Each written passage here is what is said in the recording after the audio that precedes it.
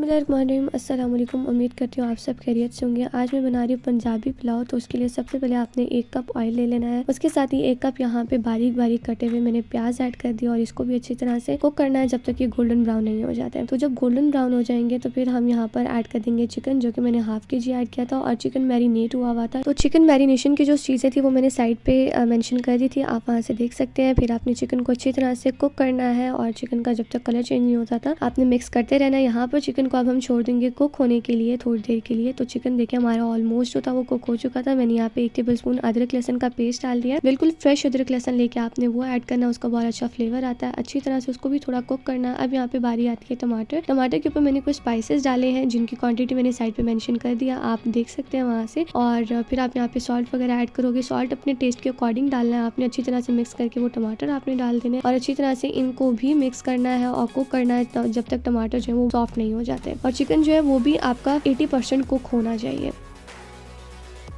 तो यहाँ पर जो है हमने 1 कप योगर्ट ऐड कर दिया ताकि थोड़ी सी अच्छी ग्रेवी बन जाए। फिर मैंने कुछ यहाँ पे गाजर ऐड किए थे, आलू ऐड किए थे, साथ में लेमन और साथ में ही मैंने हरी मिर्च ऐड की थी। इन सब चीज़ों को भी अच्छी तरह से मिक्स करना है, कुक करना है 7 से 5 मिनट के लिए। और फ्लेम जो था वो मीडियम था। सब चीज़ें जो है वो कुक हो चुकी थी। तो मैंने यहाँ पे 2 लीटर के करीब जो है पानी डाल दिया, क्योंकि मैंने 1.5 kg राइस लिए थे तो 2 kg उसके अंदर आप पानी डालोगे और अच्छी तरह से बॉयल आने देना है। बॉयल आ चुका होगा। यहाँ पे सोक किए हुए राइस जो थे वो 1.5 kg थे, वो मैंने डाल दिए और नीचे फ्लेम जो है वो मीडियम ही रखना है और इनको थोड़ा सा मिक्स करना है, ज़्यादा मिक्स नहीं करना कि चावल पहले ही टूट जाए। और फिर उसको ऊपर से कवर कर देंगे। 3 से 5 मिनट के लिए आपने मीडियम हाई फ्लेम पे इनको कुक करना। और यहाँ पे हमारा पुलाव ऑलमोस्ट रेडी हो चुका है। यहाँ पे मैंने फूड कलर ऐड किया एक बहुत प्यारा सा कलर देने के लिए, ऑरेंज फूड कलर था।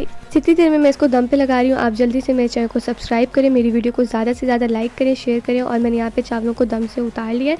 अब इसको आपने थोड़ा सा मिक्स करना है, हल्के हाथ से मिक्स करना है, ज़्यादा नहीं मिक्स करना कि वो चावल बिल्कुल टूट जाए। और मैं यहाँ पे इसको सर्व करूँगी। आपने ये रेसिपी ज़रूर ट्राई करनी है। इतना ज़बरदस्त था, इसके जो फ्लेवर्स आ रहे थे बीच में वो बहुत कमाल के थे।